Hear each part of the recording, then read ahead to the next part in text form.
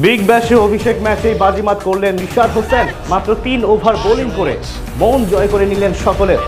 এক প্রান্ত থেকে তিনি চাপ সৃষ্টি করেছেন বুদ্ধিদীপ্ত বোলিং দিয়ে, অন্যদিক থেকে সিডনি ব্যাটারদের উইকেট তুলে নিয়েছেন তার সতীর্থরা। যদিও দুই দলের লড়াই হয়েছে হাড্ডাহাড্ডি।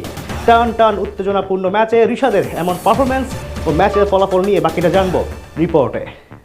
বাংলাদেশের ইতিহাসের দ্বিতীয় ক্রিকেটার হিসাবে বিগ ব্যাশে অভিষেক হলো রিশাদ হুসাইনের। আর অভিষেকেই সাকিব আল হাসানের মতোই বাজিমাত করেছেন রিশাদ হুসাইনও। তবে উইকেট না পেলেও বিগ ব্যাশের হাই স্কোরিং মাঠে ঠিকই দুর্দান্ত বোলিং করেছেন এই বাংলাদেশি লেগ স্পিনার।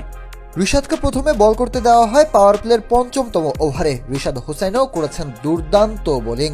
মাত্র ৫ রান দিয়েছেন তিনি, 4টি সিঙ্গেল, একটি ডাবল দিয়েছেন তার ওই প্রথম ওভারে। এরপর 1 ওভার শেষে আবারও পাওয়ার প্লে শেষে তিনিই নেন বল হাতে, সেটি করেছেন আরও দুর্দান্ত বোলিং।